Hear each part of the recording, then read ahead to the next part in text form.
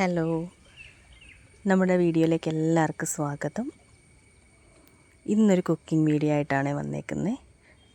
ഇന്നലെ കുറച്ച് കക്ക വാങ്ങിയിട്ടുണ്ടായിരുന്നു. അപ്പോൾ അത് കൊണ്ടുവന്ന സമയത്ത് തന്നെ ഒരു കലത്തിൽ കുറച്ച് വെള്ളം നിറച്ച് അതിനകത്തങ്ങ് ഇട്ട് വെച്ചിട്ടുണ്ടായിരുന്നു. അപ്പോൾ ഇത് ചീത്തയാവത്തതുമില്ല, ഇതിനകത്തുള്ള അഴുക്കും പൊടിയൊക്കെ തുപ്പിക്കളയുകയും ചെയ്യും. അപ്പോൾ ഇന്ന് രാവിലെ അതെടുത്ത് നന്നായിട്ട് കഴുകി 2-3 വെള്ളത്തിൽ കഴുകി വൃത്തിയാക്കി അടുപ്പത്ത് വെച്ച് അതൊന്ന് പുഴുങ്ങിയെടുത്തിട്ടുണ്ട്. ഈ പുഴുങ്ങിയെടുത്ത കക്ക ചെറിയ ചൂടോടുകൂടി തന്നെ അതിൻ്റെ തോട് മാറ്റി അതിനകത്തുനിന്ന് കക്ക ഇറുത്ത് മാറ്റി വെക്കുവാണേ. അപ്പോൾ ആ ചെറിയ ചൂടോടുകൂടി തന്നെ ഇറുത്ത് മാറ്റണം, അല്ലെങ്കിൽ ഈ കക്ക വീണ്ടും അങ്ങ് അടഞ്ഞു പോകും. അപ്പോൾ അതെല്ലാം ഞാൻ ക്ലീൻ ചെയ്ത് വൃത്തിയാക്കി വെച്ചിട്ടുണ്ട്. ഇനി നമുക്കിത് തോരൻ വെക്കാം. അതിനു വേണ്ടി സവാള, ചെറിയ ഉള്ളി, ഇഞ്ചി, വെളുത്തുള്ളി, പച്ചമുളക്, കുറച്ച് തേങ്ങാക്കൊത്ത്, ഇതെല്ലാം ഞാൻ അരിഞ്ഞ് റെഡിയാക്കി വെച്ചിട്ടുണ്ട്. ചെറിയ ഉള്ളി മാത്രം ഇട്ട് വെച്ചാൽ ടേസ്റ്റ് കുറച്ചുകൂടെ കൂടും. ഞാനിവിടെ ചെറിയ ഉള്ളി കുറച്ചേ ഉള്ളായതുകൊണ്ട് ഒരു സവാളയും കൂടെ ചേർത്തിട്ടുണ്ടെന്നേ ഉള്ളേ. ഇനി തോരനുണ്ടാക്കാം. അതിനു വേണ്ടി ഒരു പാൻ ഞാൻ അടുപ്പത്ത് വെച്ചിട്ടുണ്ട്. പാൻ ഒന്ന് ചൂടാകുമ്പം അതിലേക്ക് വെളിച്ചെണ്ണ ചേർത്ത് കൊടുക്കാം. വെളിച്ചെണ്ണ ഒന്ന് ചൂടായി വരുമ്പം ആവശ്യത്തിനുള്ള കടുക് ചേർത്ത് കൊടുക്കണം. കടുകൊന്ന് പൊട്ടി വരുമ്പം അതിലേക്ക് നമുക്ക് അരിഞ്ഞു വെച്ചിരിക്കുന്ന തേങ്ങാക്കൊത്ത് ചേർത്ത് കൊടുക്കണം. വറ്റൽമുളക് ഉണ്ടെങ്കിൽ വറ്റൽമുളക് ചേർത്ത് കൊടുക്കാം. എൻ്റെ കയ്യിൽ ഇപ്പോൾ വറ്റൽമുളക് ഇല്ലാത്തത് കൊണ്ടാണ് ചേർക്കാത്തത്. അപ്പോൾ തേങ്ങാക്കൊത്ത് ചേർത്ത് നന്നായിട്ട് വഴറ്റണം. തേങ്ങാക്കൊത്തൊന്ന് മൂത്ത് വരുമ്പോൾ അതിലേക്ക് അരിഞ്ഞു വെച്ചിരിക്കുന്ന ചെറിയ ഉള്ളിയും സവാളയും ചേർത്ത് കൊടുക്കാം.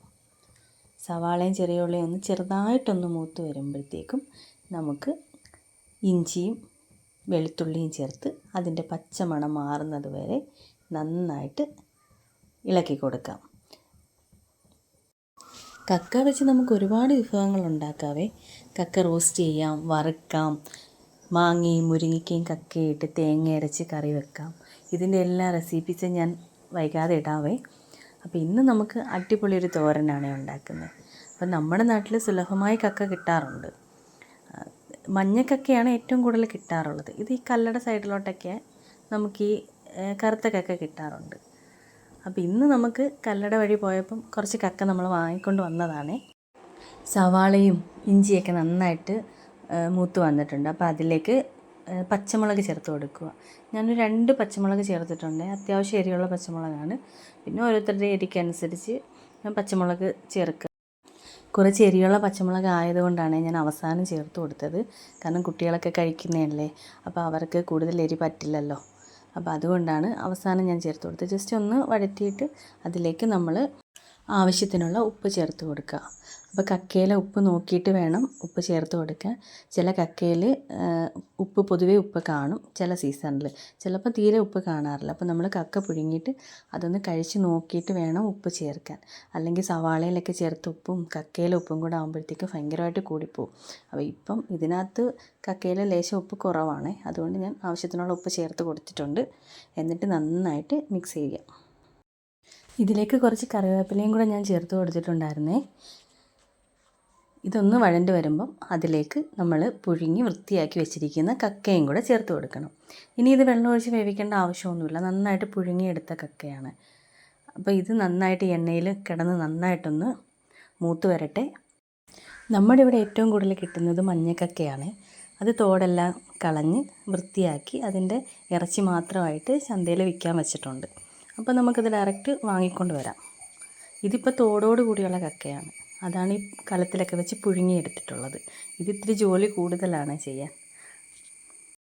കക്കയൊന്ന് വഴണ്ട് വരുമ്പോൾ അതിലേക്ക് ഞാൻ കുറച്ച് കുരുമുളക് ചേർത്ത് കൊടുത്തിട്ടുണ്ട്. ഇനി ഈ കക്കയ്ക്കകത്ത് കുരുമുളകും എല്ലാം കൂടെ ചേർന്ന് ഒന്നുകൂടെ ഒന്ന് എണ്ണയിൽ കിടന്നൊന്ന് റെഡിയായി വരട്ടെ. അപ്പോഴത്തേക്കും ഇതിന് വേണ്ടിയുള്ള അരപ്പ് നമുക്ക് തയ്യാറാക്കാം. അപ്പോൾ അരപ്പിന് വേണ്ടി നമ്മൾ എത്രത്തോളം കക്ക എടുക്കുന്നോ അതനുസരിച്ച് വേണം തേങ്ങ എടുക്കാൻ. ഇതിപ്പോൾ അത്യാവശ്യം കക്ക ഉണ്ടായതുകൊണ്ട് ഞാനൊരു അരമുറി തേങ്ങ എടുത്തിട്ടുണ്ട്. അതിലേക്ക് 2-3 കഷ്ണം വെളുത്തുള്ളി, മുളക് പൊടി. ഇതിപ്പോൾ കാശ്മീരി മുളകല്ല, നമ്മുടെ സാധാ മുളക് പൊടിയാണ് ചേർത്തത്, അതുകൊണ്ട് കുറച്ചേ ചേർത്തിട്ടുള്ളൂ, എരിവുണ്ടല്ലോ.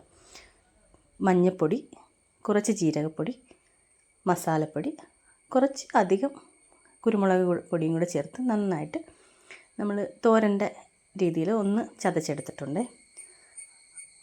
അത് ഈ കക്കയെല്ലാം ഒന്ന് റെഡിയായി വന്നിട്ടുണ്ട്. അപ്പോൾ അതിലേക്ക് ഈ അരപ്പും കൂടെ ചേർത്തിട്ട് നന്നായിട്ട് ഇളക്കി ചെറു തീയിലിട്ട് വേണം ഇത് ഇളക്കിയെടുക്കാൻ. ഇതിൻ്റെ ഒരു പച്ചമണം, അരപ്പിൻ്റെ ഒരു പച്ചമണമൊക്കെ മാറി ആ കക്കയിൽ ഈ അരപ്പെല്ലാം ഒന്ന് പിടിക്കുന്ന വരെ ചെറു തീയിലിട്ട് നന്നായിട്ട് ഇളക്കി കൊടുക്കണം. ഈ സമയത്ത് ഉപ്പ് പോരാന്നുണ്ടെങ്കിൽ ഉപ്പ് ചേർക്കണം. എരിയും ഒക്കെ നമുക്ക് നമ്മുടെ പാകത്തിനാണോ എന്ന് നോക്കിയിട്ട് എരി കുറവാണെങ്കിൽ കുറച്ച് കുരുമുളക് പൊടിയും കൂടെ ചേർത്ത് കൊടുക്കാം. ഞാനിപ്പോൾ റെഡിയാക്കിയതിനകത്ത് എരിവും ഉപ്പും എല്ലാം കറക്റ്റാണ്. ഇവിടെ കഴിക്കുന്നവരുടെ രീതിക്കനുസരിച്ചാണ് ഞാൻ ഉണ്ടാക്കിയത്. അപ്പോൾ ഇവിടെ ഇതെല്ലാം പാകത്തിനുള്ളതെല്ലാം ആയിട്ടുണ്ട്. അപ്പോൾ ഇനി നന്നായിട്ട് ഇതൊന്ന് ഡ്രൈ ആക്കി ആവശ്യത്തിനുള്ള കറിവേപ്പിലയും കുറച്ച് ചേർത്തിട്ട് ഇതങ്ങ് ഇറക്കി വെക്കാം. അപ്പം നമ്മുടെ അടിപൊളി കക്ക തോരൻ ഇവിടെ റെഡി ആയിട്ടുണ്ട്. എല്ലാവരും ഒന്ന് ചെയ്ത് നോക്കണേ. അപ്പം നമ്മുടെ ചാനൽ ഇതുപോലുള്ള അടിപൊളി റെസിപ്പീസൊക്കെ ഇനി ഇടുന്നതാണ്. ഇഷ്ടപ്പെട്ട് കഴിഞ്ഞാൽ ലൈക്ക് ചെയ്യാനും ഷെയർ ചെയ്യാനും സബ്സ്ക്രൈബ് ചെയ്യാനും മറക്കരുതേ. നിങ്ങളെ സപ്പോർട്ട് ഉണ്ടെങ്കിലേ നമുക്ക് മുന്നോട്ട് പോകാൻ പറ്റത്തുള്ളൂ. അതുകൊണ്ട് ഇഷ്ടപ്പെട്ട് കഴിഞ്ഞാൽ സബ്സ്ക്രൈബ് ചെയ്യണേ. പുതിയ റെസിപ്പീസൊക്കെ ആയിട്ട് വീണ്ടും വരാം. ബൈ.